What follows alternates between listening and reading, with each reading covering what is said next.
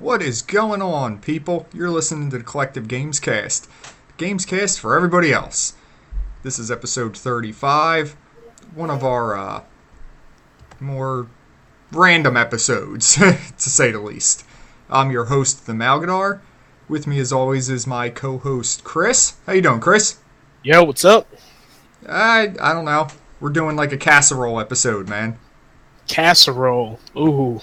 Yeah, Ooh. like we're just throwing a bunch of shit in the blender and we're just going to see what the hell comes out, you know? Throw it in a dish, bake it. Yeah, alright, Yeah. I'm down with that. Hey, that's like the Minnesota specialty, right? So this is right in your wheelhouse. That was like the Minnesota thing.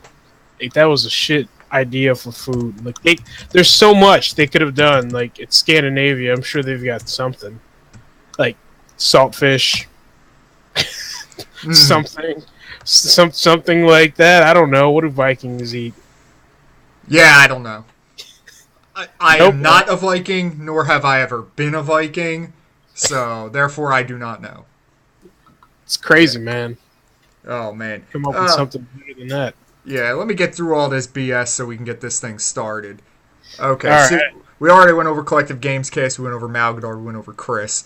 So, you can find us here each week on twitch.tv/the_Malgadar.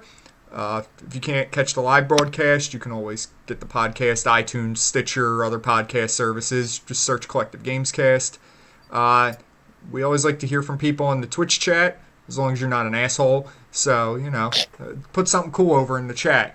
Unless you're an ass, then we're just going to ignore you and block you. So, yeah, it's like that. Asking for it, man. You're just asking for it. I know. Ask and thou shalt receive, right? Yep. And don't forget, you can always hit us up on Twitter at the Collective GC.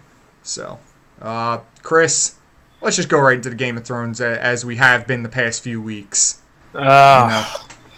Hold the door, bro! Hold the door. This is the first episode where I was truly, like, sad. Not like, oh, so-and-so died. Like, damn, that's two people back to back. Like, we lost Summer and Holdor, man. Yeah, man. It's, Then when you think about it, Bran fucked up Holdor's life from the beginning. Yeah, I know. It's kind of messed up now. Although my thought is, like, he's like, well, if I go back in time and kill him, then can I just go back in time and fix everything? No. You know? I hope that's not the case, because then... I hope that's not the case either, because that would not fit Game of Thrones in any way, shape, or form. I'm not ready for that time-space Game of Thrones style. Like, nope, I'm not. I can go fix the past and make the future better. Like, he comes back with Doc Emmett Brown and a DeLorean, like, guys, it's all good! Dude, I could not... Oh, man. I That'd could be not terrible. live through that, man. Yeah. But maybe that's what he's supposed to do this whole time. Like, what else is he supposed to do? I don't know. He didn't even know he did it until now. So, like, it's hard to blame a guy for something he didn't know he did. You know. Yep.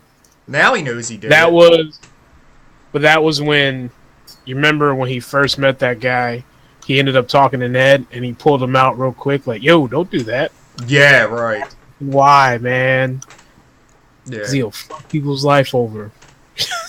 Yeah. I mean, this was kind of a dark episode all around. I mean, it started bad. Like, my boy got played. Like, you know, Littlefinger was all like, hey, I'm here. I got knights. Let's roll, you know. I forgot you were cool with the bad guys. Yeah. I thought he got what he deserved. Ah, dude, he's so awesome, though. Like, he just twists everybody around. And you can kind of see the scenario even coming together where, like, Sansa and Jon are going to need his knights, you know. Oh, well, we know that's going to happen. Yeah, so, like, I just like the fact that he can manipulate everybody. Like, he didn't manipulate anybody. He's been playing everybody from the beginning. Well, this time, yeah, it doesn't work every time. You know, he needed... So happy that happened. I was like, somebody finally got him. But you gotta think about it, though. That's the second time that someone of Tully blood has, like, shit on him after he's tried to help them. Yeah, but it's not the first time his plans have backfired either. So, I mean, you know, he gets it, you know, but he wins more than he loses. And a guy like that probably figures every time he survives a close encounter, then he's getting stronger, you know? Mm-hmm. So as long as he can keep worming his way out of that shit, I think he's a happy guy. Nah, what he's going to end up doing, in my opinion, is he's going to go to the other houses and start speaking to them about how Sansa Stark and Jon Snow are coming back to take the North and Stark's name. And so he's going to have something to do with it. And he's just going to say he has his army. And so then, without Jon and Sansa knowing, they're going to have an army built up. That's what I assume he's going to do. Like, at this point, there's nothing else he can do besides wait until they have an army and then join them. I see our viewer counts creeping up there a bit, so I just want to say hi to everybody watching real quick, and throw something in the chat if you had any thoughts about tonight's episode. Yeah. As for like long-term forecasting Petyr Baelish's goals, I feel like the thought would be he's going to come in and help save the day, help them get Winterfell back, and then he's going to like somehow get Jon Snow out of the picture to go fight the White Walkers or something, and then kind of worm his way in as an important figure in Winterfell with Sansa. Yeah, it's like what he did with the Lannisters. He did one thing and they gave him Harrenhal, Yeah. Either that or out of it somehow. He's going to get the Bolton's place. I can't remember what it's called. Here's a thought too, though. What if he lied about the uncle taking back Riverrun?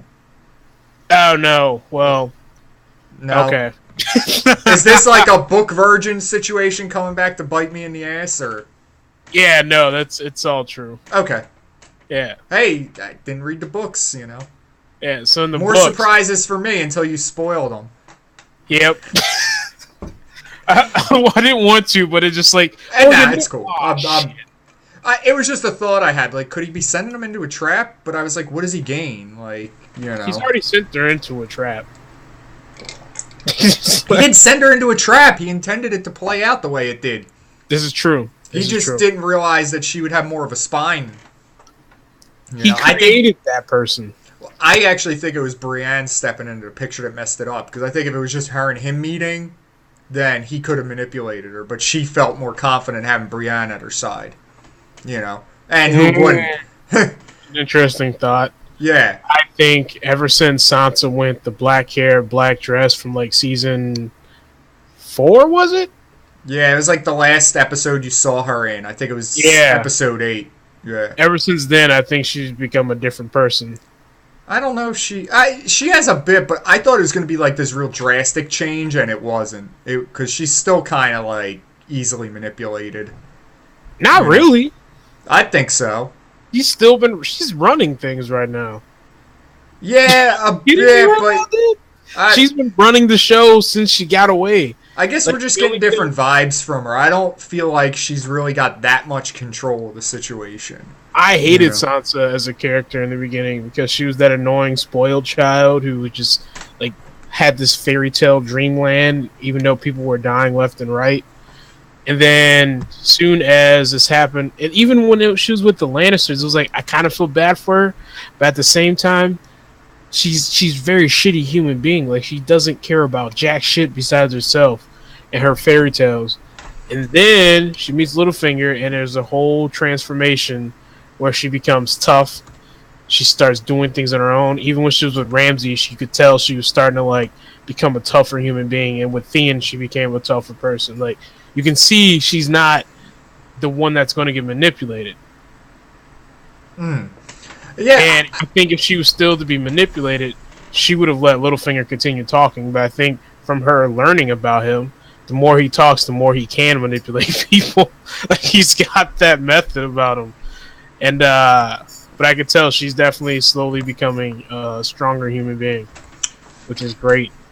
Yeah, I like that. And Game of Thrones definitely appeals to me because it's got like multiple hot redheaded chicks in it, and that just totally works for me because Oh, all the red women.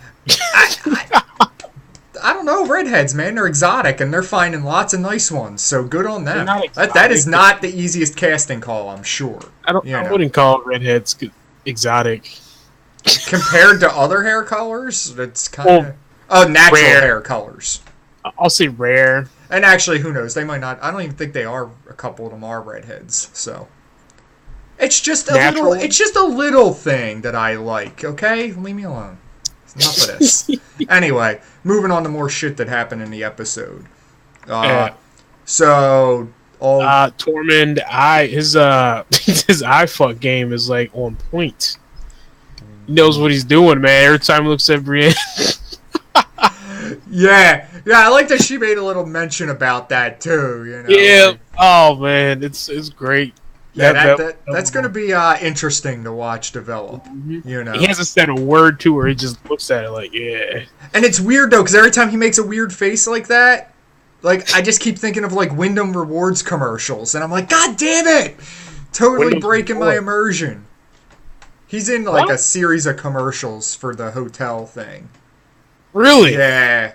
Never knew that. Yeah, I guess you're not watching the same stuff I am. Nah, without the commercials. I've seen it way too many times. It's driving me crazy. Oh, we got Genital Warts guy. Oh yeah, that.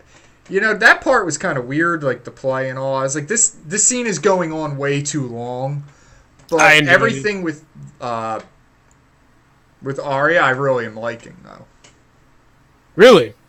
Yeah, I don't know, like, because everything's like real mysterious, but like it seems like every time she's involved, it moves. You kind of get a little more info, and you get a little more of an idea what's happening.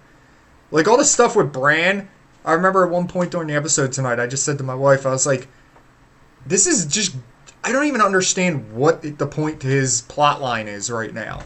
No one does, even in the books, dude. Yeah, I just don't understand where it's going or why it's happening. It started to seem like maybe with this, like, him affecting the past, we got an inkling of it tonight, of what it might really be, but it's just, like, his is shrouded in mystery with no clue what's really happening, you know? Whereas, like, Arya's story is shrouded in mystery, but, like, you're constantly getting little bits fed to you, you know? So it's actually, like, enticing you to keep following the trail. I don't know. Arya's isn't really a mystery. She's just trying to become a faceless man, but she keeps struggling with who she actually is. That's it. There's no mystery besides what they actually do. Yeah, exactly. Like who's asking for these people to be eliminated and such, you know? Like she figured it out though. That was pretty cool. She didn't. She knows. All right, so she's got to kill the older actress because the younger actress is jealous. She knows. Okay, right. Watch them. And so she's understanding that the Faceless Men is not a like legit assassin group. They're just people who assassinate people for money. Is that it? Is it just for money? I think that's what it is. I don't know. I'm wondering if there's something more.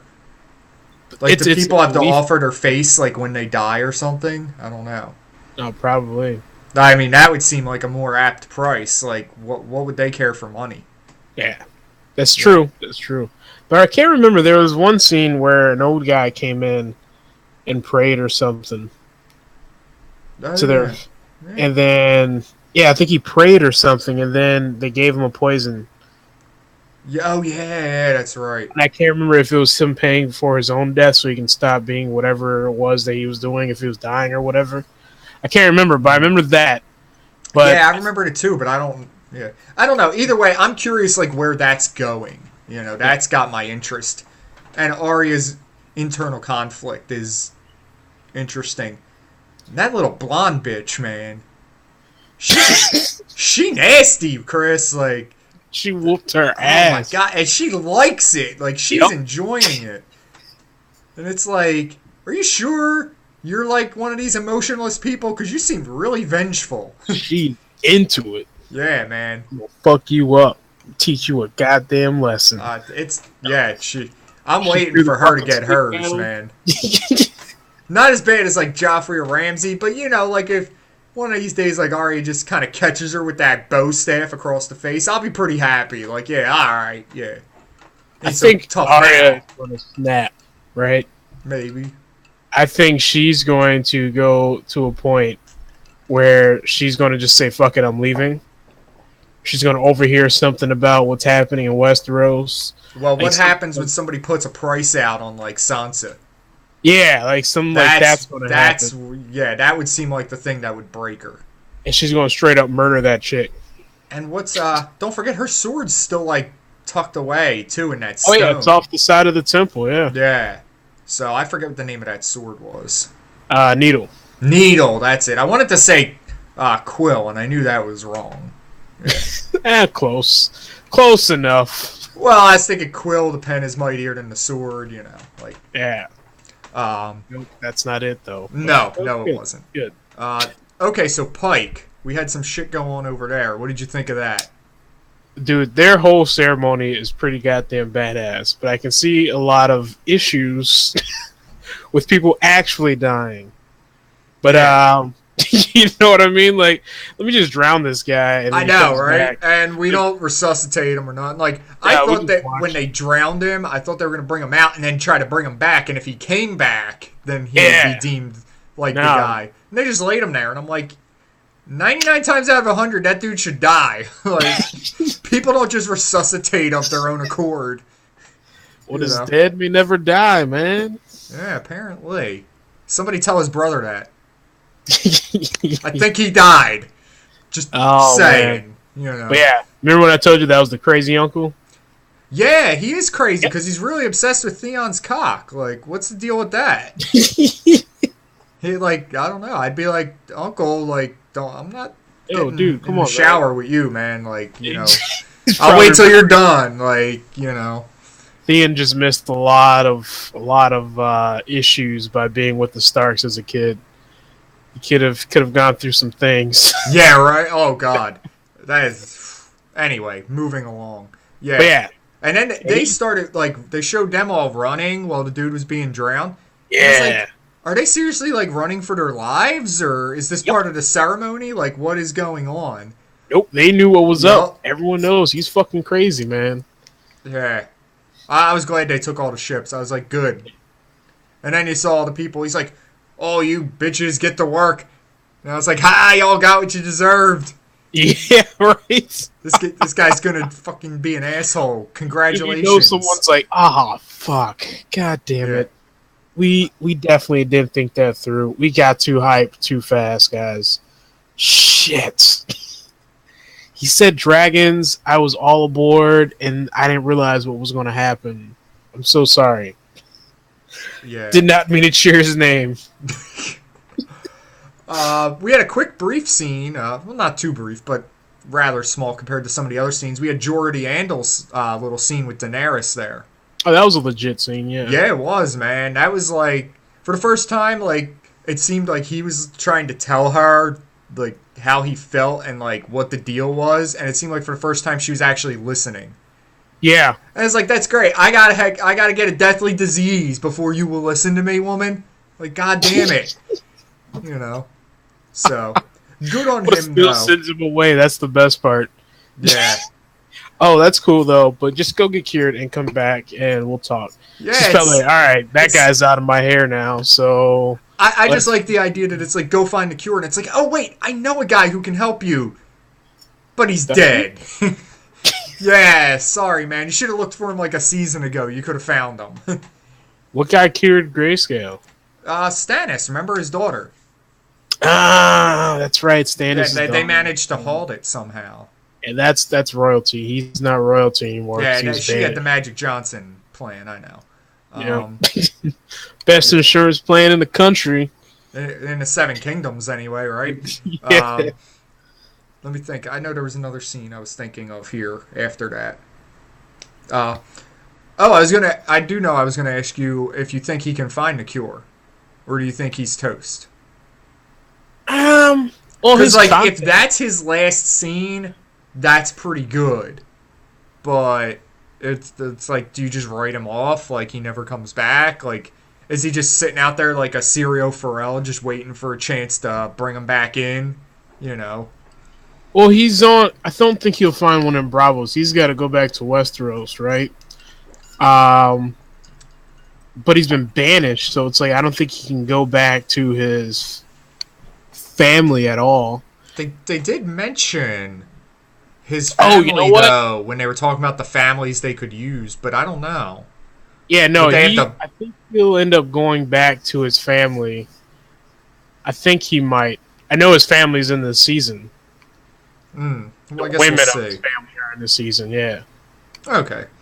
Yeah. The other thing I was thinking of other things going on in the Big Bear women.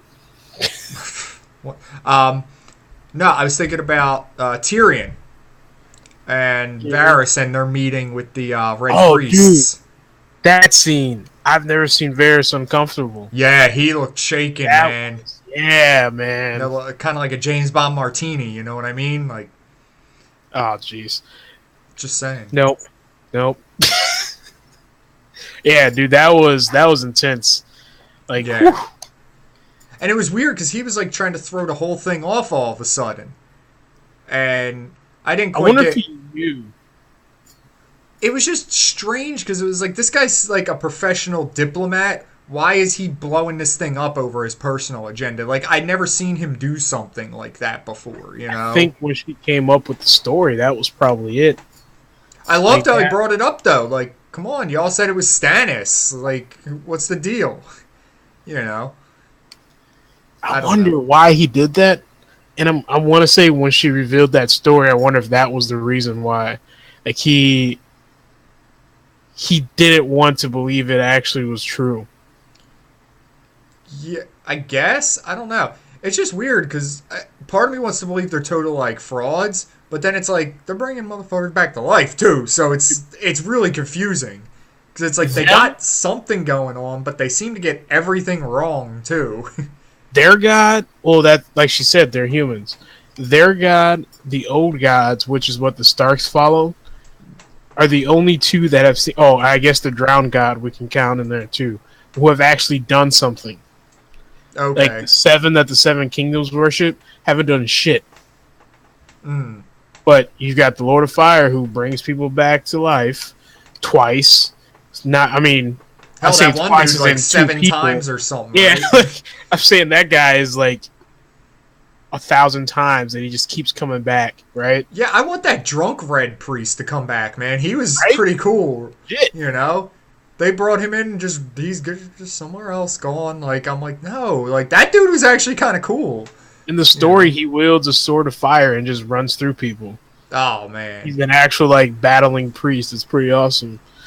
So, yeah, that guy, you've got Jon Snow coming back alive, right? So it's like, well, clearly this god exists.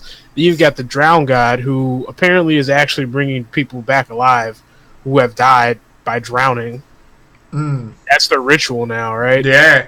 And you have the old gods with their werewood.net. You know, it's like, oh god, everything seems to be real except there's make-believe 7 gods that this High Septim is worried about. You know? Yeah. Oh, we got the war coming next week, man. Yep. Yeah, that's gonna get nasty, man. Mm-hmm. I'm gonna have to get the popcorn ready now. Yeah. I don't know if it'll be a war. Nah, it's episode 6 seems a little early for everything at the fan, but maybe it will be. They like to throw you curveballs like that, like killing Joffrey in episode 2, you know? Yeah. So, anything can happen, you know? It'd be kind of interesting for, like, the shit to hit the fan mid-season, and then, like, the rest of the season kind of be like the fallout, you know? You know what's crazy? Here's something crazy. So you have Ramsay killing Roose, right? That's a huge thing. Yeah. You would think they would have talked about it at King's Landing. Not once. You've got the Blackfish taken back, Riverrun, right?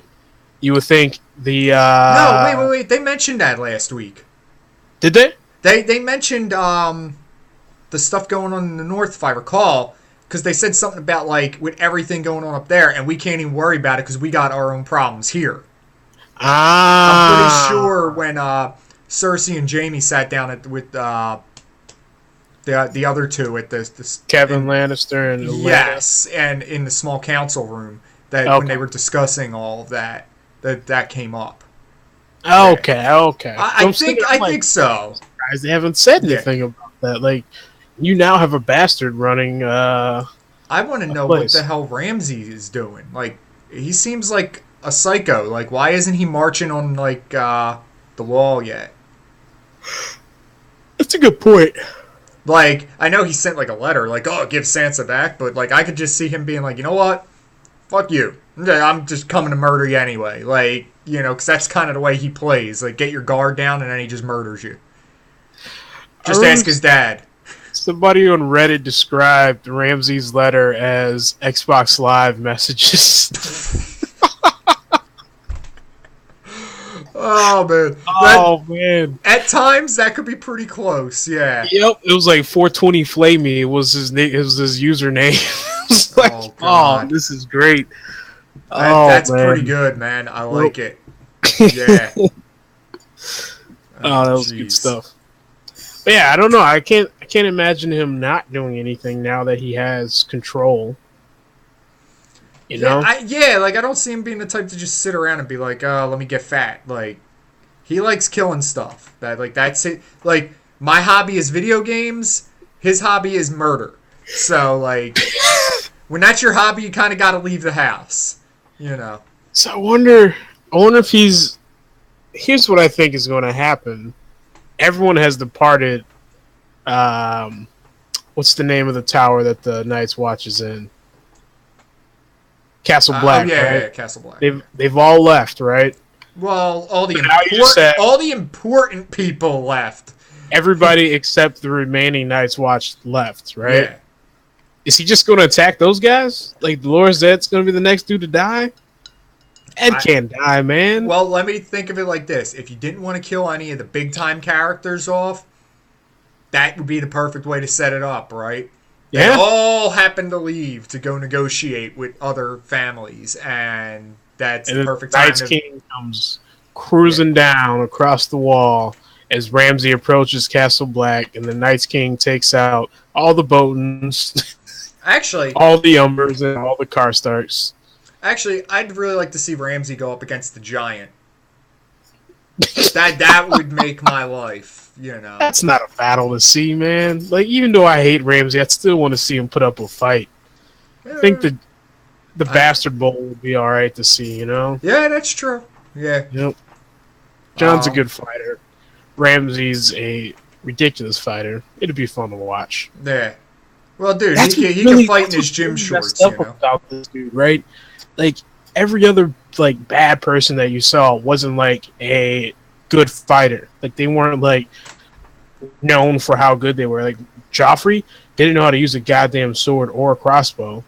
Like, he didn't know how to do any of that shit. He just was like, I'm rich, ha ha ha. Then you got Ramsay, who's, like, legit good at everything he does. Like, he's terrifying because he can actually live up to what he does. Like, that's insane, man. That's all. He's terrifying on a whole new level. Like, he's legit can back his stuff up, where I don't think anyone else has been able to do that so far. Except maybe, you know, Zombie Mountain over there. Yeah. Yeah, you know what I mean? I don't know. Tyrion holds serve pretty good too. But Tyrion's not a bad person. No, he's not. Talking to bad characters, like none of them have been able to hold up. Oh, the Hound before he became like an anti-hero, you know?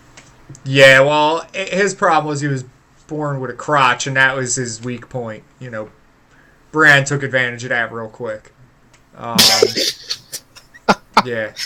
Oh man, the oppressed males, guys. Yeah, man. Let me tell you something. It is tough in the real world, and it's tough in Game of Thrones if you're a white man. I mean, it's just constant pressure put upon you. It's oh man, you don't want to know what it's like, Chris. It's terrible. Okay, did I sell that sarcasm good or no? That was good. That was good. Okay, just checking. But here's an idea. Okay. Brienne is going down to the Blackfish in River Run, right? Mm-hmm. So there's a theory. Once this whole Marjorie thing is done, once this whole the Tyrells and the Lannisters take King's Landing back for themselves, reinstall the High Septum instead of the High Sparrow and the Faith Militant. So they have to send people places, right? All right. You know what? I'm not going any further in this because I think I might spoil something. Okay. But I think he meets up with somebody from King's Landing there, and some shit's going to go down. I'll tell you what. You spoil it on Alex tomorrow. How's that sound? And you spare me. All right. I like that plan. I have a theory. Yeah. It's a decent theory. Okay. I also have a theory that Theon and Yara are going to head over to Daenerys. That would make sense, right? Mm-hmm. He like Uncle gave him the idea. Why not get there first with your boats? They took them all. Yep. So Except Ian doesn't have a dick. yeah, that was the only part of the Uncle's plan that didn't sound like it was going to work. Yep. Yeah. So it's like enticing her with boats, especially since her fleet just got burned. Like maybe. Yeah, that could actually work. Like, hey, we want to be on your side. Here's the thought. Maybe they go there and they team up with Daenerys, right? And she's like, all right, I'll give you this section of land. Not the north, because he's going to feel really, like, shitty if he has to take the north again.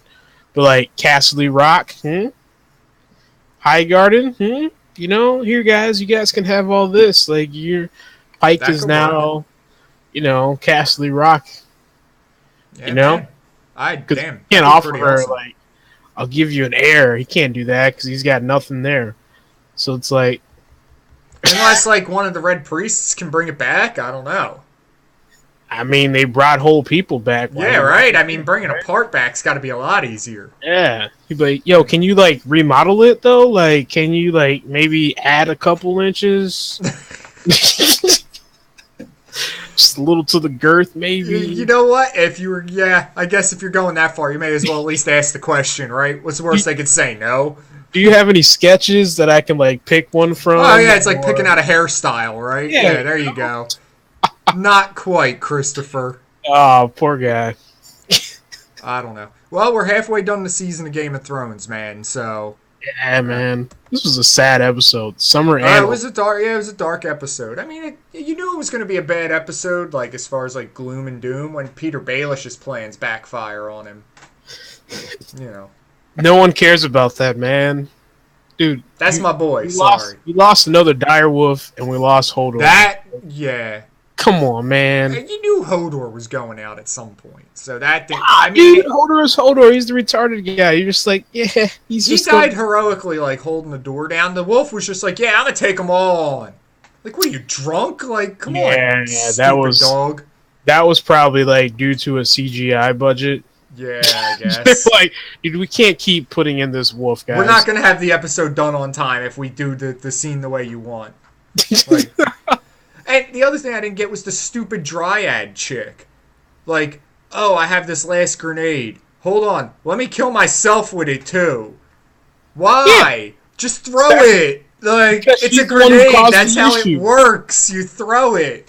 She's the one who caused the issue. Like, she's the one who caused this plight upon everyone because she couldn't stop the men by herself. So she decided to create the White Walkers. Like, yeah, bitch, die. Good idea. Let me create a weapon I can't control. Good job there. You didn't redeem yourself. Just get the fuck out of here. Yeah, that's like somebody being like, man, I can't take over the world. Let me make a plague that'll kill everyone. Like, there. I mean, it worked. It's working. I guess that depends on your idea of working, but sure. Fucking Night's King is terrible. Yo, hold on. Mira used a spear. Did she have, like, obsidian on the spear? Is that from, like, Sam from, like, season 2 or whatever? You know what? I didn't get that, right? Because the dryad chick stabbed him with a spear and it did nothing. Yep. And then she hit him with the spear and he blew up. And I forgot about that. Good, thanks for reminding me. I don't know what the deal with that was. I think maybe Samwell had the whole obsidian thing and he gave it to her. Like, he was like, hey, you guys are going to need this. I'm going to leave you. Yeah. Oh, yeah, maybe didn't he do something like that? Because they were heading north, so he was like, you're going to need him more to May or something? I'm guessing that's what happened. Yeah, maybe, but what was the other spear then? Like, that is what really kind of has left me confused. Maybe if I rewatch it, I could see the difference. Nope, because I looked at it, dude. There was no slow-mo. Like, yeah, I don't know, man. She tried to stab him with the regular spear, and then she threw the spear at his face, and that's what happened. Or maybe it was just a headshot, you know? Well, yeah, you're generally hitting things in the neck is a good way to kill them. Yep. One shot, one kill. Yeah, right? All right. You think that's enough Game of Thrones talk for this week? Yeah. We covered a lot. There was a lot in this episode, surprisingly.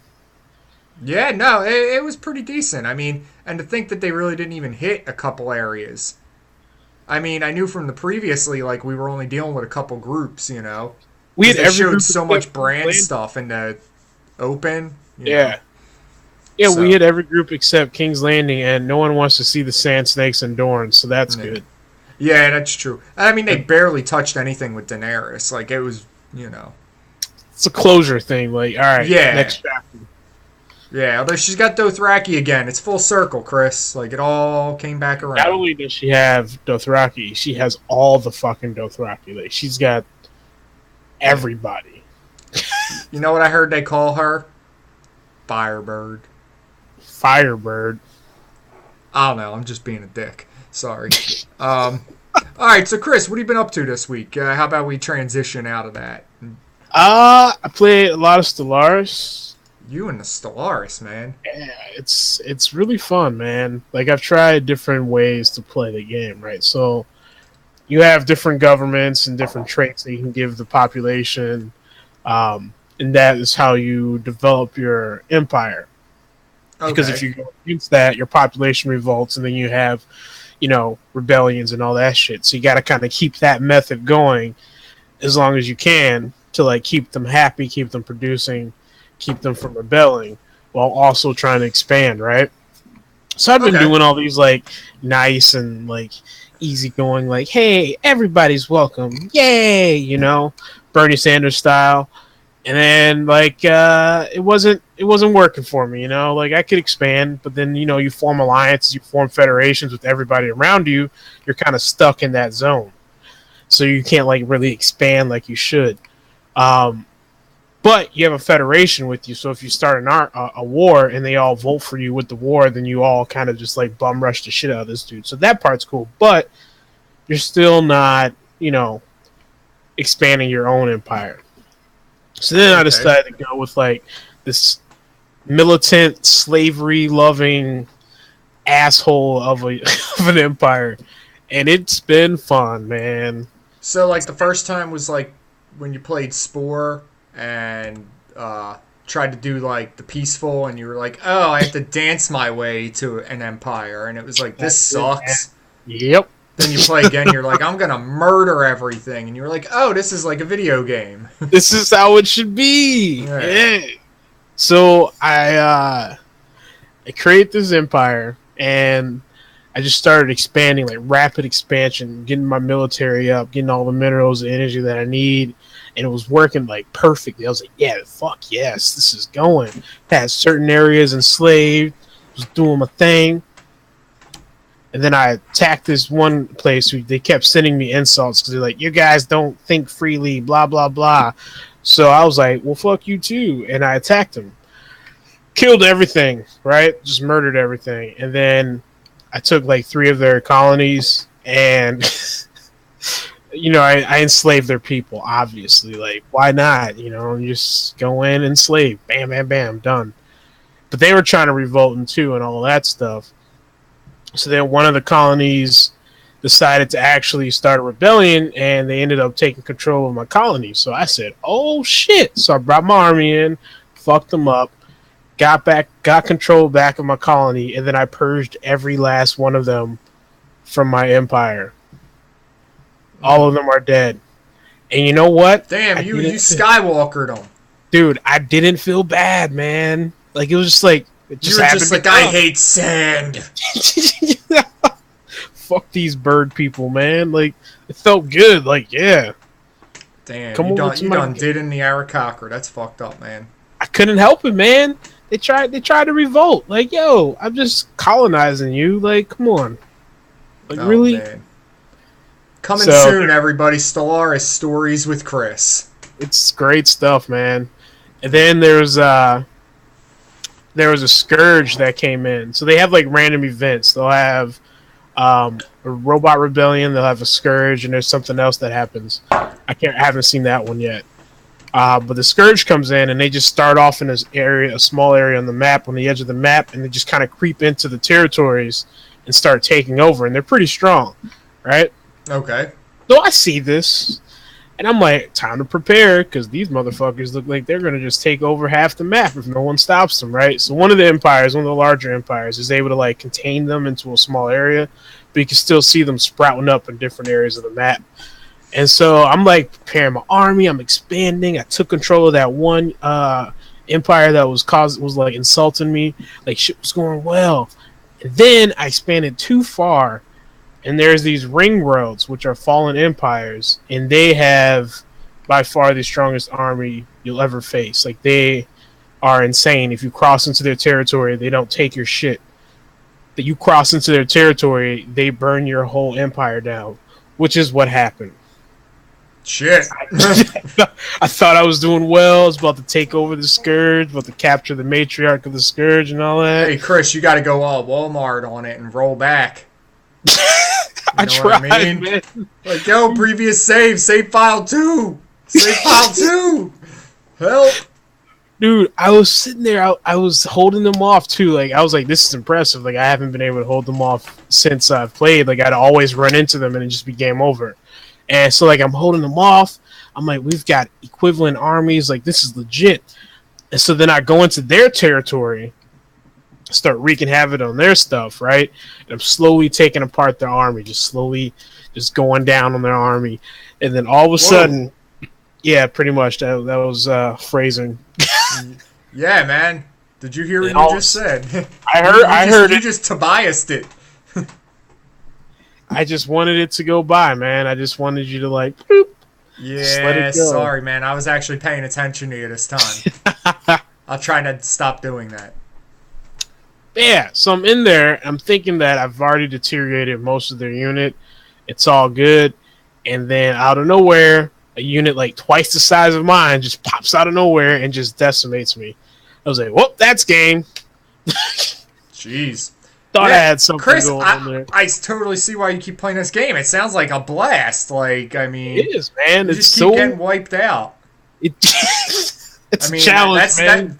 It's like Dark Souls of civilization, you know? Because there's like, so in these games, there's no real victory because you're not playing with anybody besides the AI, and the AI is not the smartest.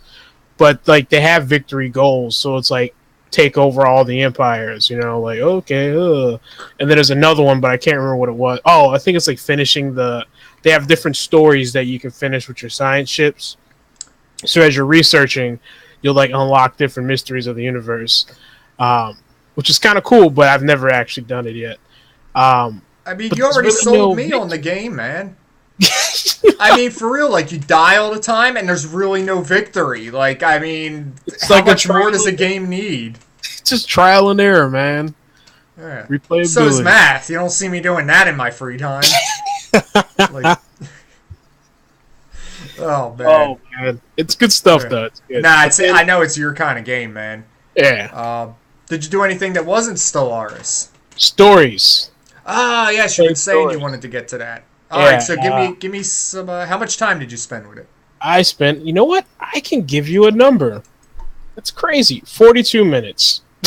Okay, so give me the elevator pitch then, because that's about all you can give me. It is built very similar to how Bastion was built. All right, I'm already not liking it. So it's pretty much your regular RPG game, I would say. You level up your weapons and certain skills. So you have like a skill tree that you can level up. I like that. Yeah, I didn't like the combat in Bastion. That was the part that bothered me. The combat in here I enjoy. The combat in this looked more fluid, more Diablo-like. It is, because you move with your right, keyboard and mouse. You're moving with your right mouse button, and you're attacking with your left. But there's like counter attacks. So if you see something's about to attack you, you can counter them and knock them back so they don't hit you.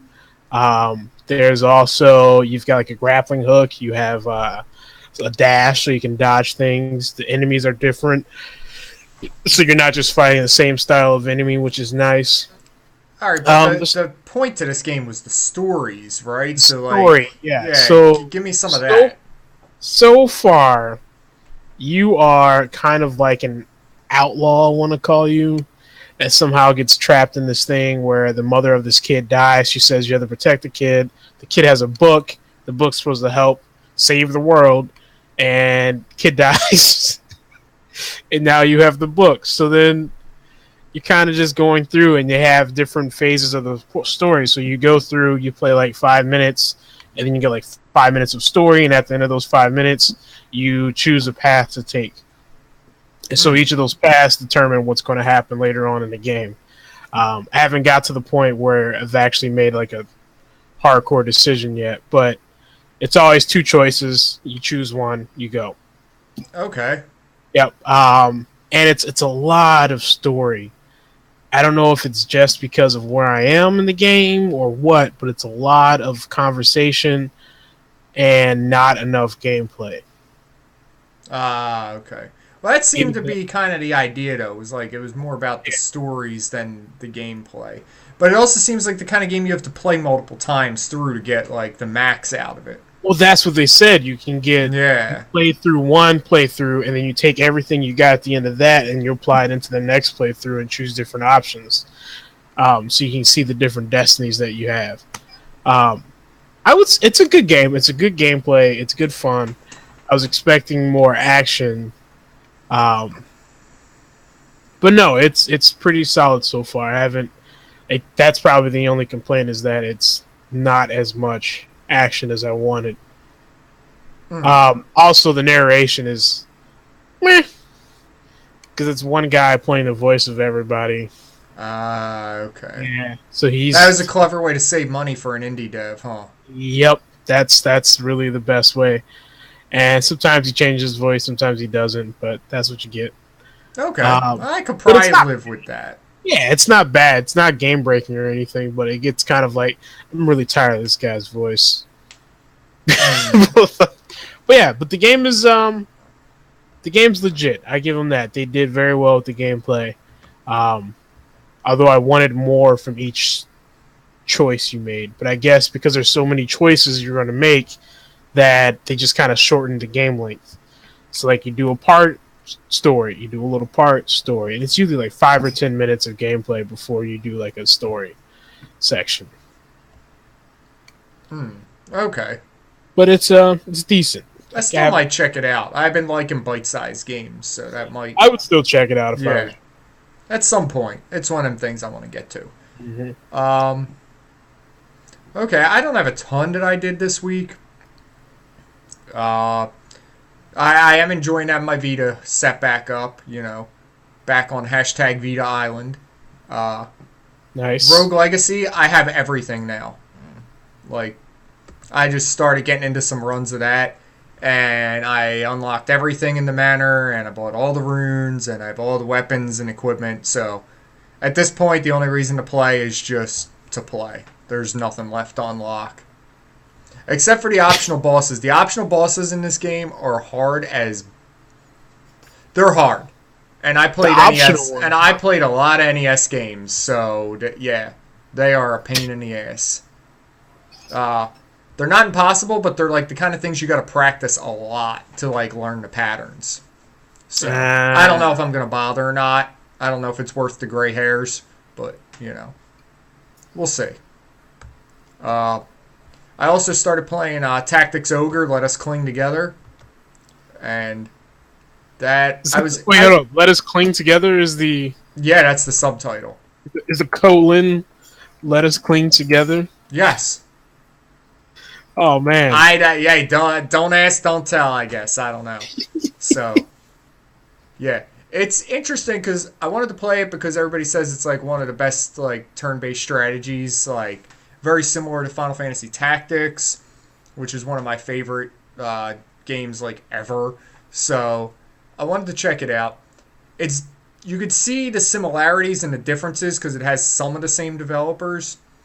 But the big problem I've run into is that it's bigger groups. Like Final Fantasy Tactics was 4 or 5 dudes, Oh. This is like 8 dudes plus guest characters.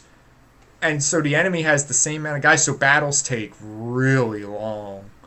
Like, I mean, you're talking 30 to 45 minutes for a battle. Even just like a stupid on the way to a more important battle kind of thing. So, like, I'm having to adjust. It's a little different. And it's messing with me because I keep comparing it to Tactics at every turn. It has, like, one really unique feature that I thought was worth mentioning. it has this tarot card you can play, which basically lets you rewind time. So you can go back turns and start over from there. See tarot? Yeah, it's all about like tarot Tarot? cards. There's a whole thing with tarot cards in the game. Yeah. Like tarot cards? Yeah. Tarot?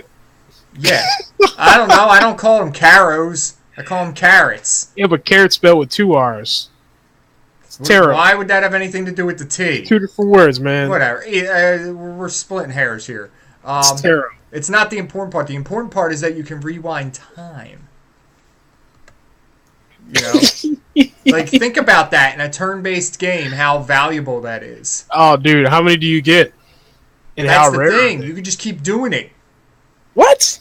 Not only that, I was playing around with it to see how bad I could abuse it. So I did an attack, missed, rewound time, did it again, missed, rewound time, did it again, missed.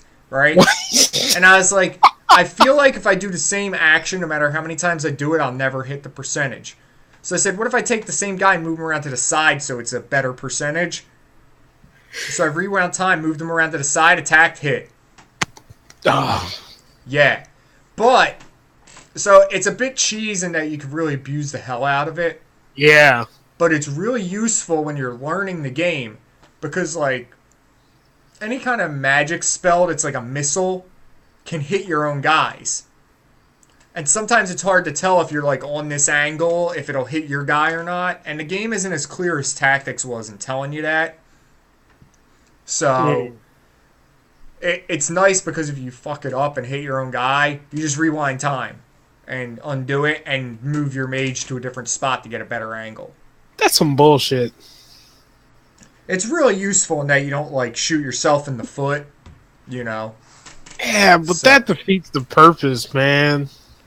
Yeah, well, it won't save you from being an idiot, but it will save you from, oh shit, I didn't mean to do that. So, I mean, there's half the time I forget I even have it. So, you know what I mean?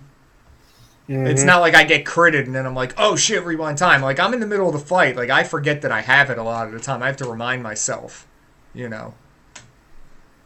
So anyway, more to come on that if I can stick with it. Alright. The big thing that's dominated my weekend, though, is Fallout 4 Far Harbor. You played it? Yeah, I've been hanging out in Far Harbor, and it's different. It's very different. It's got like this really weird vibe. The biggest problem I have with it in total, though, is that there's no way to flip between maps.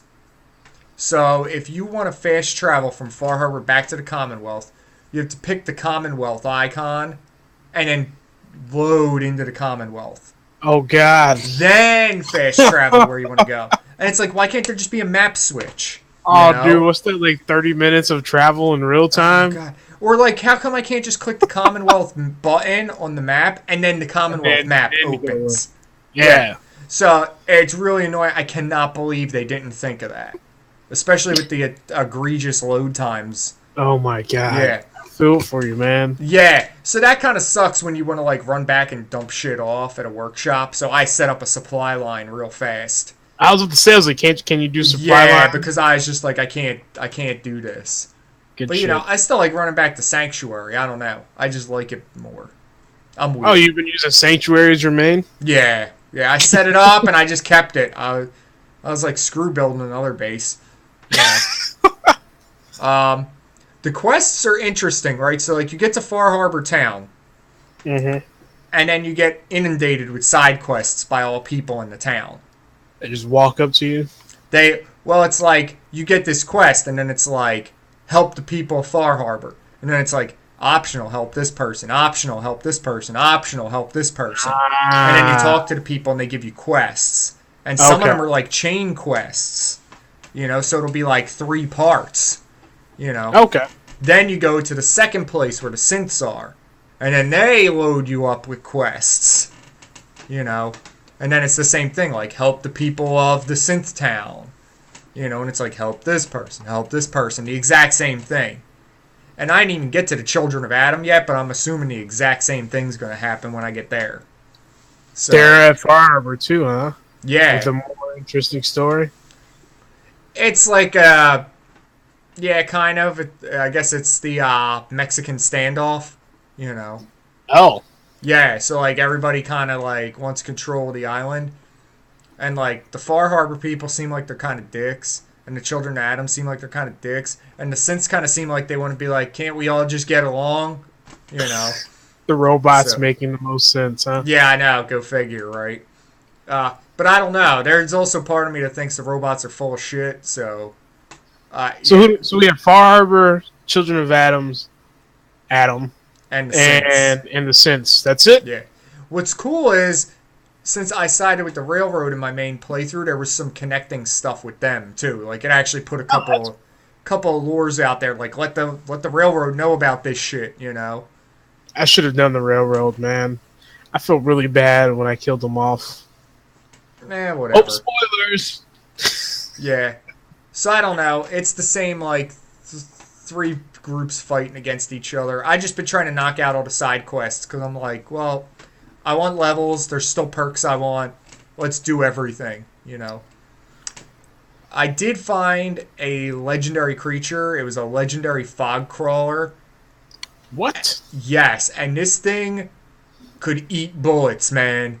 Like, it was taking critical shots to the dome from my God Slayer weapon and just taking little pieces of its health away.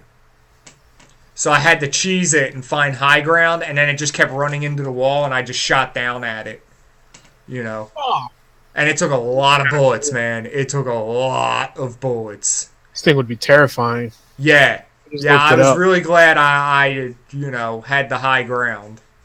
You know, much like Anakin, he didn't learn, and That's a lot of armor on that thing. yeah, it is. I don't know if I need to like attack it with a different kind of thing. Like maybe instead of ballistics, I should use like, like energy damage or something, or radiation, or I don't know.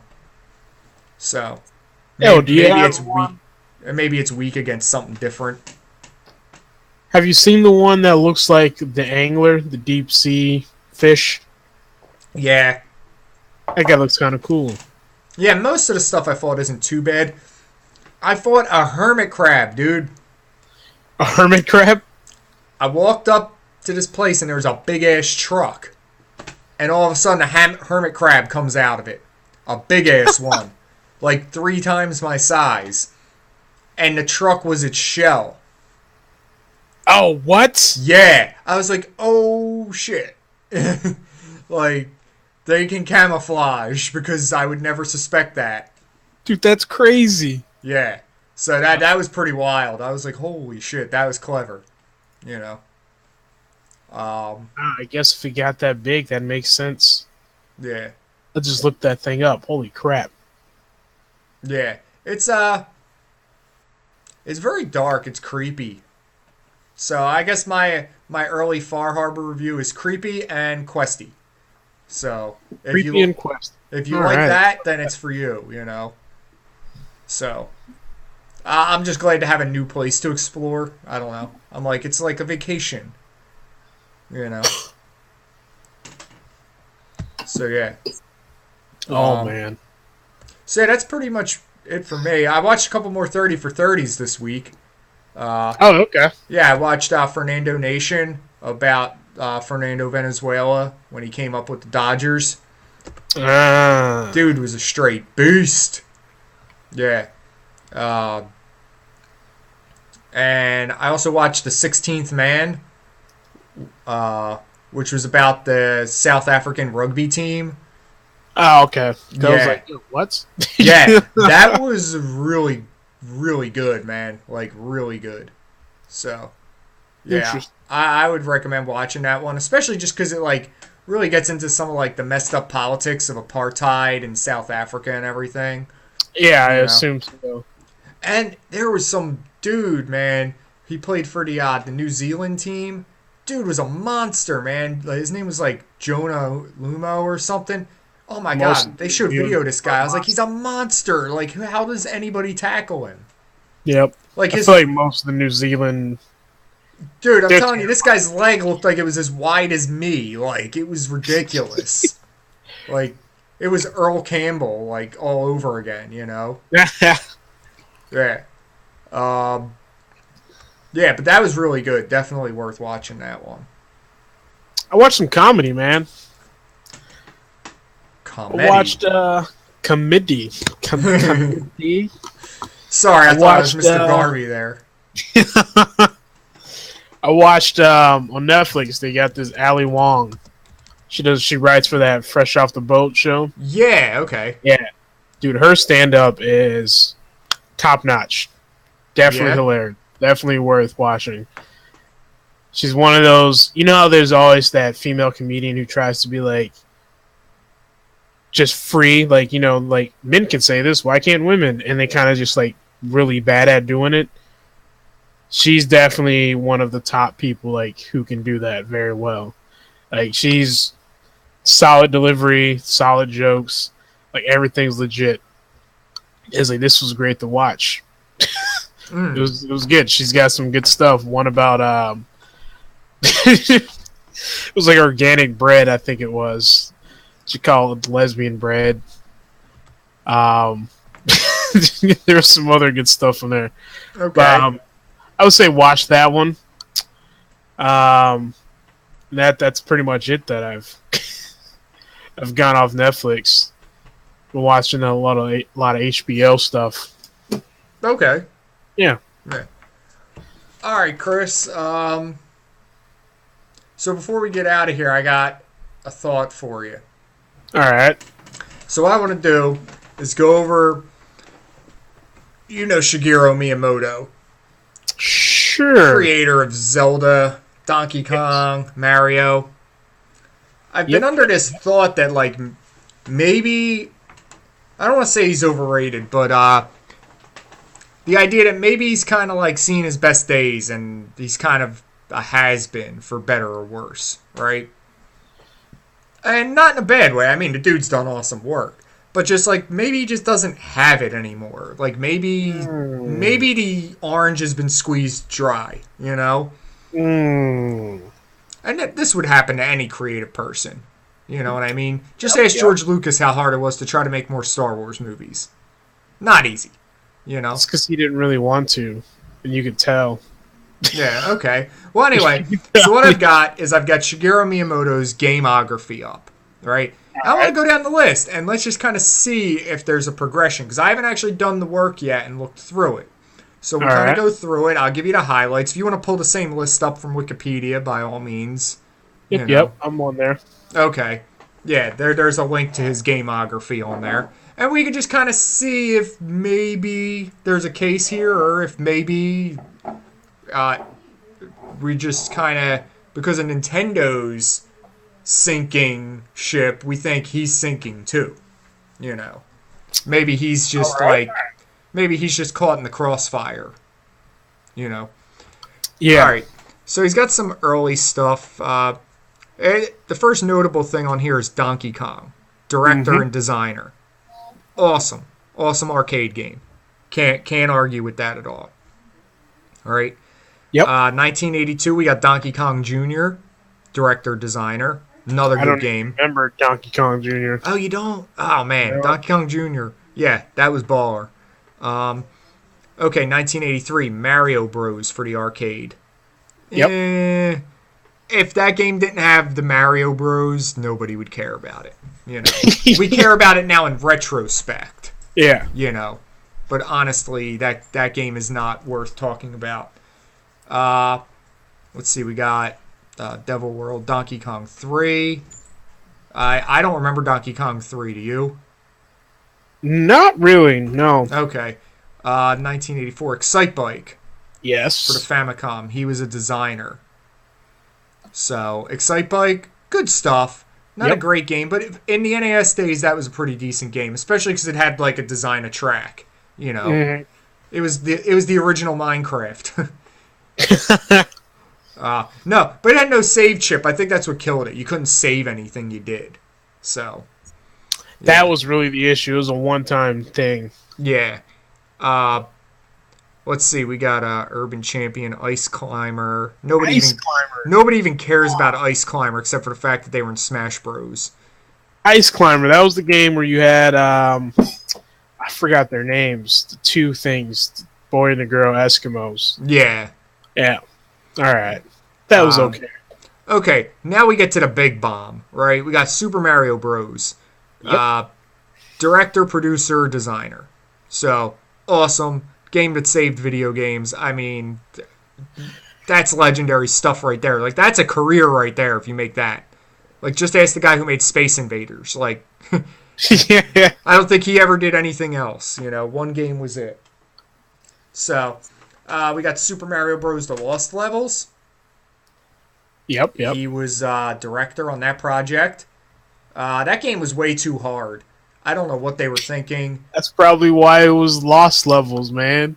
Yeah, I They mean, probably had it included, and we're like, let's take this off. Yeah, I mean, as the director, he should have seen that problem. I actually would put that as a mark against him.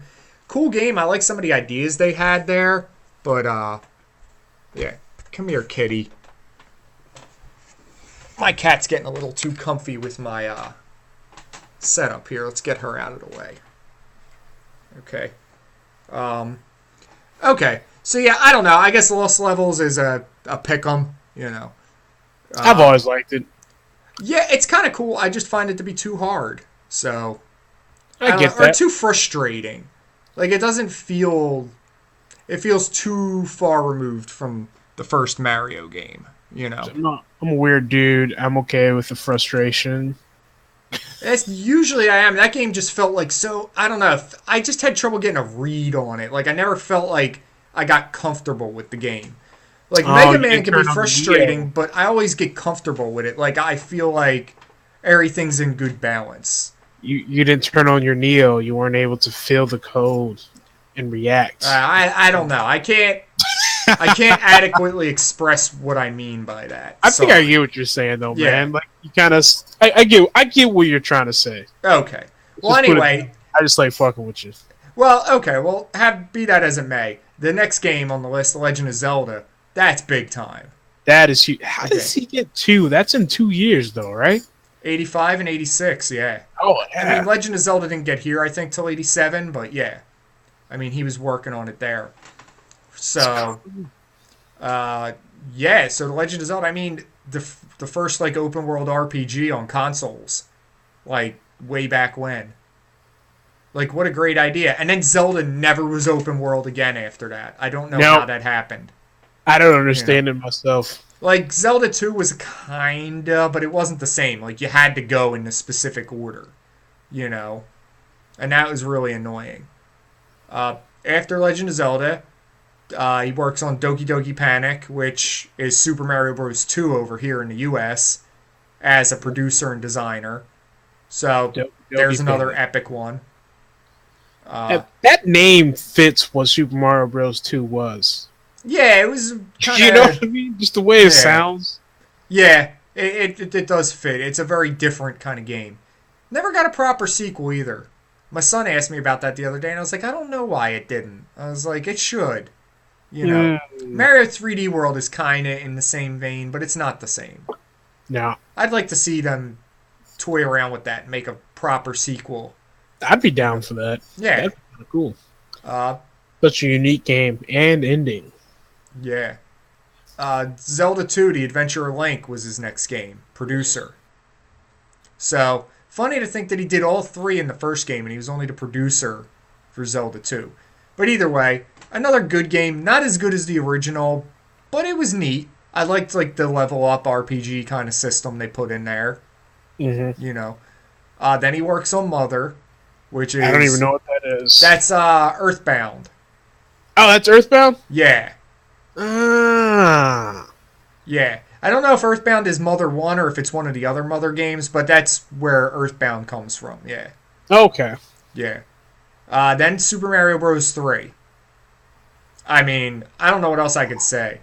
He was co-director and producer on Mario 3, and that is, I think, maybe still to this day, the best Mario game. I like whistles. I like secret exits. I like the warp. I like Big World. I like Water World, Desert World. Like that.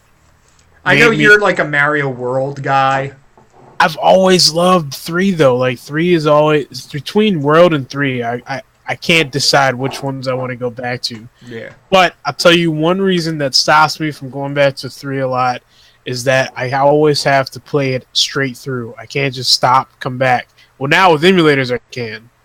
But before It's hard like, though. 3's hard, so like you don't want to lose rhythm with that game. Like if you don't play it, if you put it down for a week or two and come back, you're gonna get your ass handed to you in that game. It's not an easy game to just get back into. Yeah, that I will say. I mean, it's tough, right? Because Mario World gives you Yoshi, you know, but Mario 3 I just feel like has more character. Like I said, like Big World, that is awesome. Anytime I showed somebody Mario 3, that was the first thing I did. I went and got a warp whistle, and I went right to Big World. And I was like, bam, mic drop, you know? Yep. I don't know. Either way, awesome, right? Then you got F-Zero, right? Pretty cool racing game. I've always loved it. Yeah, I dig F-Zero. I like what they do there. Then you got Mario World. Pilot Wings, not really my kind of thing. Yoshi. Skip Mario World? We're just going to skip Mario World like that, bro? Well, we just talked about it, so I figured we didn't really need to go any further on it. Plus, there's a lot of games to get through, so I figured we got to start moving a little faster here. Yeah, we're still only in a 16-bit era. Yeah. And the thing is, I'm only trying to point out the ones that are worth pointing out, but damn if he ain't got a lot of them at this point in his career. Yeah, I mean, this is his golden age right here. I mean, this is his prime. So, Pilot Wings, Yoshi, a game not really worth talking much about. Legend of Zelda, Link to the Past. That was a solid game. I've always liked it. People love that one. I'm kind of in on it. I like it. It's not bad. I don't really ever feel the need to go back to it, though. Like, I always want to play the first one. I always want to play Ocarina of Time. Like, I even like going back to play Wind Waker because of the art style. But it just, I don't know. Link to the Past just... Yeah. Yeah, it just, cell shading ages really well. Mm-hmm. And it just has that kind of cartoony, carefree vibe. Like, it's cool to have a Zelda game like that. Mario Kart. There you go. They're starting something big. Mario Paint Wave Race. Not much worth talking about there. Legend of Zelda Link's Awakening. It's a Game Boy Legend of Zelda. Yeah. But it was a good first effort. Star Fox. There's one you would like. I didn't play the Super Nintendo one. Okay. I played it a bit. It was cool because it was like 3D, Okay. I mean, that was like the thing. But I just didn't really dig it that much. I didn't get people who liked it a lot. Some of my friends always tried to sell me on it. I just didn't get it. Not my kind of game. I feel like the Super Nintendo one, after seeing images, is almost exactly like the Nintendo 64 one. He worked as a producer on Killer Instinct. That was my shit. I can't believe that. That was my... I thought Eternal Champions was your game. Nah, dude. Eternal Champions was my Sega thing. Right? Okay. Killer Instinct was like the Super Nintendo. Everybody played it. And they would cheat with that silver guy. It was like Silver Surfer knockoff. Just corner you and... But other than that game was legit. Okay. I always liked that as a fighting game. Yeah. Donkey Kong Country was involved during creation, but he's not credited as director, producer, or designer, so I guess they just got input from him. That was the first one that took him from the original Donkey Kong games, right? Yeah, that was the beginning of the different kind of Donkey Kong games, and I never got into DK Country, so... It was good. I remember playing one of them, I forget which one, getting pretty far in it, and then there was some kind of minecart section, and it was just really difficult. Yeah. That's where you quit, I understand. Yeah, and I just lost steam with it and never really got into any of them again after that. Yeah. Bullshit. Yep. Super Mario World 2, Yoshi's Island. Really cool That's game. My other... Yep. Yeah. I think some people hate it. Crying. Some people, I think, to this day still hate it because it says Mario World on it. But if you judge it for just what it is, it's really awesome. It's a damn good game, dude. Yeah, it's a solid game. The art was great. The art is what I really enjoyed in it. Here we go. Mario RPG. So he was a producer on that. Mm-hmm. Pretty awesome. Pilot Wings 64, that game was big time back in the Hold day. up. Hold up. What? He was producer for Pokemon? Yeah, looks like it. Red and Oh, blue. shit. Yep. That's the originals. The Kirby, best. Kirby Superstar. Okay, All right. Mario 64, we knew that was one of the big bombs in his roster. Really? Yeah. Is that the Yeah, he the was main director-producer on that. And that was a bomb, you said? Oh, no, I meant like one of the big ones. Like, Oh, that oh, we knew. I was like- I mean, you knew that was coming, so we don't really need to... This was a bomb. This was a I mean, so far, this is super solid. yeah. So now the question becomes, right, if it takes a turn, which we still haven't figured out, Not yet. is it a drop-off, or is it just a drop in level? Because this is incredible right now. Now, the other thing I'll say is he's producer on a lot of these. He's not designer. Like, if you look, he's designer on, like, a lot of the early stuff, and it starts turning into a lot more producer. Mm-hmm. So, it makes it a lot easier to get your hand into a lot of pots. you Yeah. know?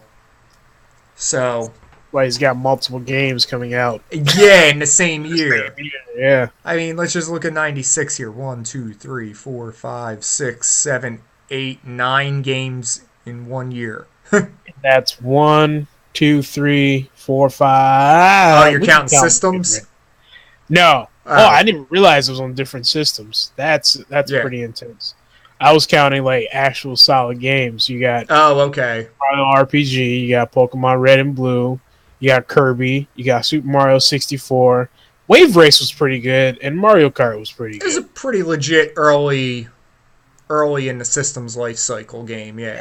Yeah, I don't even know what Mole Mania is. Mario Kart 64 is probably my favorite Mario Kart game. You don't like Double Dash? Because I've always liked Mario Kart 64. Remember, it's missing. Somebody, if you know where my copy of Double Dash is, please help. I forgot about that. And that shit's still like $50 on, like, if you could find it. It's nuts. Are you serious? That game's expensive, yeah. Let's see what else. We could just skip over Star Fox 64 and Yoshi's Story. Whoa. No, I know. I bad for know 64, Star Fox my 64 is your jam. Yeah. That was a good game. Yeah, like I said, Good Star barrel Fox roll. isn't my thing, so I'll take your word for it. Yoshi's Story, that's the one everybody hated. It was totally for kids. Oh, no, that was a shitty game. Yeah. Yeah. I didn't enjoy that at all. F-Zero X, that was good, man. Forgot snowboarding? Come on, cuz. I was skipping that. I don't know. There were all kinds of snowboarding games back then, but I don't think any of them were really great. Oh, they were all good. Oh, okay. Forgot about the extreme sports era. Yeah, my I friend. know. No, I want to talk more about F-Zero X, because we played a ton of that, man. We used to... I don't think I played a lot of this. Yeah, we used to played a lot get of blasted on this. Friday nights and then wake up on Saturday mornings and work off the hangover playing F-Zero X. It's not a bad We'd plan. either do 4-player competitive races, or we would just do a bunch of deathmatch, and we'd all try to set the record score. Well, that wasn't, So- I wasn't able to do that because I was like 9. But Yeah, okay. I can see that being a problem. And then the Legends of Zelda Ocarina of Time. Do we really need to talk about that? I mean, he did everything on that game, and it shows. Mario Party, he was a supervisor. I don't know what that means, but yeah, I could see him having some input there. Smash Bros. He produced. Donkey Kong 64. Legend of Zelda Majora's Mask, another production. Paper Mario. Legend of Zelda Oracle Ages and Seasons, the forgotten Zelda games sometimes. oh yeah, I don't even know any of those. I played both of them. They were pretty good. They were pretty solid, man. Like, whereas Link's Awakening's kind of rough, Oracle Ages and Seasons was a solid-ass pair of Zelda games. Interesting. Yeah. Let me see. Luigi's Mansion. Switch from 64 to Game Boy, like that was going to be their. I mean, it was the truth. It's like he went to Game Boy and GameCube as like his next target. Because he didn't do anything in handheld beforehand besides a few Game Boy games. Yeah, there were some Game Boy games back up there, but nothing of great note that I noticed. Mm-hmm. So now we're getting into GameCube, right? And I think he's still strong through here, right? Because you got Luigi's Mansion, a decent title, cool for a launch game. Mm-hmm. Mario Kart Super Circuit, that was pretty good on the Game Boy Advance. Pikmin, a neat game, not my style, but it's good. Smash Bros. Melee.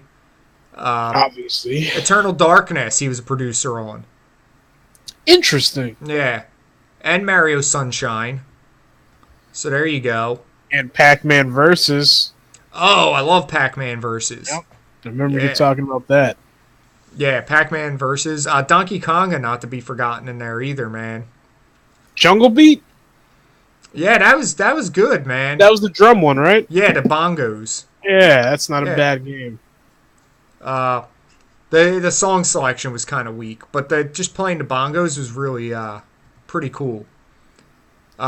Legend of Zelda 4 Swords Adventures, another underrated Zelda game. That game is baller. Like, if you like Link to the Past, play 4 Swords Adventures. That shit's pretty awesome. Yeah. All right. Okay, now you get into some. Hold up. He was guided developer. I see. Twin Snakes. Oh, okay. Yeah. I didn't want to look past Kirby Air Ride and the flaming pile of trash that was. I don't know that one. Okay, yeah, bad. Flaming pile of trash. And you skip Double Dash, and you skip Mario and Luigi Superstar Saga. Superstar Saga is badass. Like, I don't know that one, man. That's the Mario and Luigi comedy RPG. Yep. Yeah. And you skipped Hamtaro Rainbow Rescue. Dude, I forgot Hamtaro existed. Oh, I didn't. My daughter was so into Hamtaro. Dude, I remember when that came out, and I remember everyone's obsession with it because it was cute hamsters, right? And that was it. Like, yeah, I'd never seen an episode that of the was show. it, Chris. That it didn't go any further. Yep. All right. Yeah, Metal Gear Solid: The Twin Snakes. He worked with them. Metroid Prime 2 Echoes, a very disappointing game. Especially after the first. Oh god, the first one was first one hit every key note that a Metroid game had to hit, and Echoes just felt like they tried to make Link to the Past Metroid Edition. Like the light and dark world, and it wasn't a bad game, but it just felt like it fell on its face compared to the greatness of the first one. You know, Pikmin 2, Paper Mario: The Thousand Year Door, pretty banging ass RPG. I'll give them that. That game was pretty awesome. I really liked that one a lot. I liked it more than Paper Mario for the N64. Donkey Kong Jungle Beat. That was the sequel to Donkey Konga. Yeah. Okay. Mario vs. Donkey Kong, that's an interesting little series. Nothing great, though. I think we're finding the decline. Yeah, because now you're getting into stuff like Mario 64 DS, which is just a remake. Star Fox Assault, which I'm pretty sure everybody hates. I didn't even know existed. Yeah. But hey, Nintendo. Okay, Nintendogs. This is where we're getting into the Blue Ocean shit here.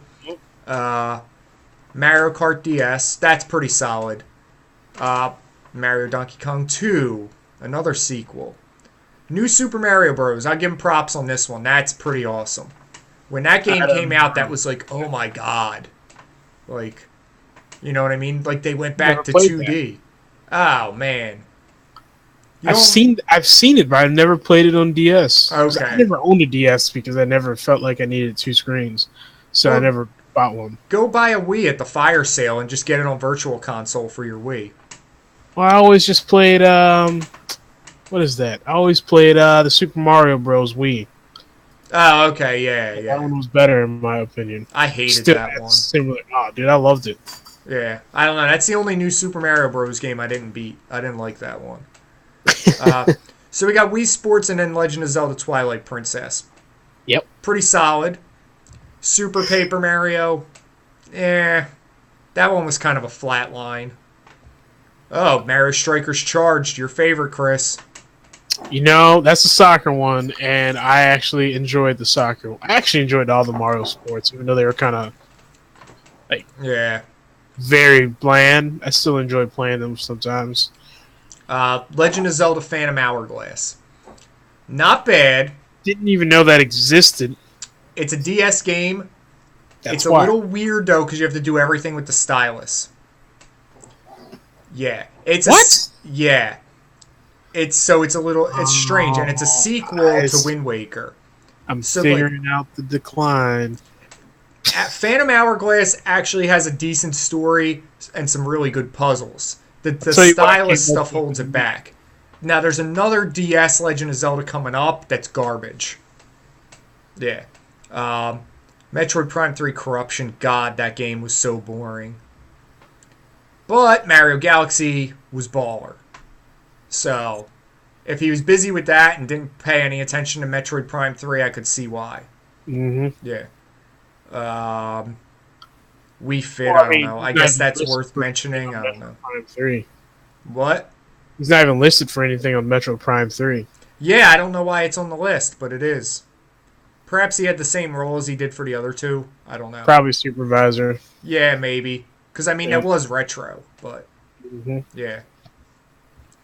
So you got Smash Bros. Brawl. Never played that one. So I can't really say much about it. People seem to like it, though. I don't have motion sickness, but I definitely got it playing Brawl. Yeah. Like, that game is, like, too much shit going on. It's kind of like Marvel vs. Capcom when everyone just starts doing their specials. You're like, what the hell where is everyone on the screen? Like, I don't even know where my guy is. It's kind of like that. Okay. But it's not bad. So what do we got? We got Punch Out. Oh, yeah. wait. We got back up. Yeah. Mario Kart Wii. Pretty solid. Just another Mario Kart game, really. Mm-hmm. Nothing wrong with that. That was the one with the wheels. I remember I bought that, tried to drive with it, said this sucks. That was terrible. Yeah. I did the same thing, man. Kids love them, though. So, you know. Wii Music, there's a flaming pile of trash. And he was all out in front with that, too. He was designer on that one, too, and producer, so... Funny story, I didn't know that existed. Don't worry. It's better that you didn't know. Punch Out. That was pretty awesome. I liked that one. Yeah, Punch Out was good. That was very good. Yeah. Yeah, that was a great reboot for that series. Mario vs. Donkey Kong Minis March Again. New Super Mario Bros. Wii. That was a good game. I just didn't. It wasn't for me. Yep. I loved it. I don't know. I must have been busy playing other stuff back then. That must have been the problem. Mario Galaxy 2. I really liked that. I was skeptical. It's crazy. Because they don't do sequels like that. Yes, and I was very skeptical of the sequel for that reason. Mm-hmm. And I started playing it, and I was like, nope, there was still juice to squeeze out of this, so I'm glad they did it. That was great. Let's see. Legend of Zelda Ocarina of Time 3D. That was good. Huh. Yeah. Super Mario 3D Land. That was good. Real good. It's another one I haven't played. Yeah. Mario Kart 7. Legend of Zelda Skyward Sword. Sure. Legend is... Oh, never mind. Continue. Mario Kart 7? Continue. No, we don't have to go there. Oh, I said it. I just said that was a good one. Sorry. I skipped too far ahead. Yeah. Oh. Well, I was just going to say Legend of Zelda should have been called Skyward Board, because that's what I was trying to play through that slow, monotonous garbage. Yeah. Nintendo Land, that was cool. That was a good little sampler. Not as good as Wii Sports, but it was pretty good. I was wondering what that was. Yeah, that was the Wii U kind of, you know, like dev game. Like, here's all the cool things you can do with a Wii U. You know. It was their version of Wii Sports for it. Mm-hmm. New Super Mario Bros. U was decent. Luigi's Mansion Dark Moon, I read wasn't too good. My son liked it. I don't know what that means. I think Pikmin 3 kind of flopped. I didn't even know that came out. Yeah. The Wind Waker HD. It was funny how everyone hated it when it originally came out, and everybody loved it when it came back out. Super Mario 3D World, I like 3D World. I like it a lot, actually. It kind of blends some of the best of the 3D and the 2D games together. So, Interesting. yeah, it's pretty cool. I like what they did with that. Let's see. Mario Kart 8. It's another Mario Kart, you know. Smash Bros. I mean, like, there's nothing, like, if you look at these games, it's just sequel after sequel and not a lot of innovation. Yeah. You know? I did hear Puzzles and Dragons Super Mario Bros. Edition was really good. And Splatoon. So, I mean, if you want to talk about he hasn't been doing anything innovative, these are the games you might point to. Yeah. Splatoon was very interesting. Mario Maker. Yep. That's another. Let's see. Legend of Zelda Triforce Heroes, I heard that's bad. Unless you got two other friends who have it and you can all play together, I heard it's really bad. Interesting. Ultra Smash, I heard is bad. Paper Jam, I heard is bad. And I wanted Paper Jam, too. I wanted that to be good so bad. Twilight Princess HD, I don't really know who was begging for that. Star Fox Zero, I heard was bad. I heard Star Fox Zero was actually really bad. And that there's the new Legend of Zelda. And that gets us to now. So, yep. I guess maybe what we're seeing is that maybe it's not a decline in his quality as much as it is in just Nintendo. Yeah, and it's sequelitis, man. Like, the guy, like, look at Splatoon. You let him work on something new, and he makes something awesome. You look at Mario Maker, you know. You let him work on something new, and it's something awesome. So the problem is they're just shoving him into these sequel projects. It's kind of like how the movies are now, where everything's a sequel. Like everyone, if you want to do anything now, you're doing a sequel or a remake or whatever. And that seems like the problem Nintendo's going through. They're just going by, well, this sold, so let's continue it. And that's all they're doing. And a lot of times, he's not even really on it as anything besides a producer. And sometimes I feel like maybe he's not actually there as a producer, and he just gets a credit because he created the game. You know what I mean? Well, you know what? Maybe the problem is that he's on so many projects, too, that he can't put enough time into any one. Because, like, you saw when we looked at Ocarina of Time, he was director, producer, designer. Like, and look how that turned out. You know? Like, maybe what they should do is focus on, one, letting him work on some new IP, and so he can flex his creative muscle, and two, only have him working on a limited number of projects at a time. Yep. Like, instead of being like, he's our biggest asset, let him touch everything, instead be like, he's our biggest asset, let's let him do what he does, and start bringing some other people up, you know? That's what I think. I think not to mention, he's been doing this since, like, the 70s. Yeah. You saw that list started in 79. Like, he ain't going to do it forever. You better start finding out who your other people are. You know? So, I don't know. I'm actually glad we sat here and went through this, though, because what I see is it's less something that's his fault and more just, what the fuck are you going to do with Mario? Like, but I think what he's been doing is it feels contrived at this point if you try to do anything new. Yeah, they just got to kill him off. No, not that, but I just mean, like, how do you make a Mario game feel new and innovative at this point without somebody saying, oh, that sucks compared to the other stuff, you know? Like you do the flying squirrel suit. It's like, to hell with that, the raccoon tail's better, you know? Yeah. Like, you know, like, there's so much history there that it's going to be tricky. I don't know. Let this guy go make, like, 3 new IPs for you, because he did pretty awesome doing Splatoon. Yeah.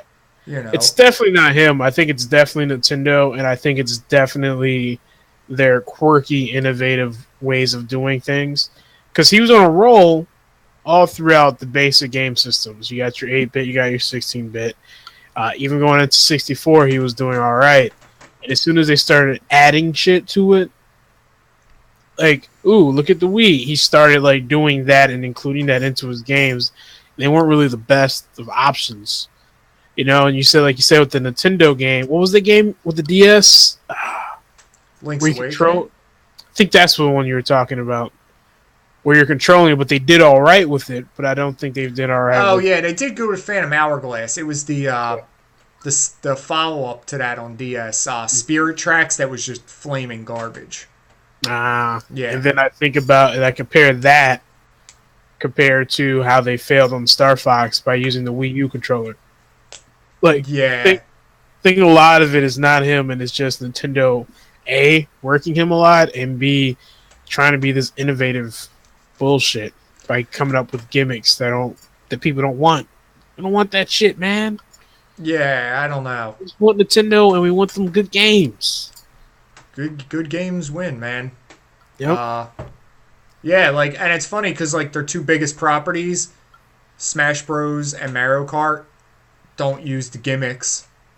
No, they don't. You know, I mean, like they might use a little waggle or let you pop your remote into the steering wheel, but like, And hardly any of the Mario games do gimmicks. Yeah. You know? So it's just funny to see how that kind of plays out, you know. But then you try to shoehorn it into Star Fox, and look at what a disaster it becomes. Yep.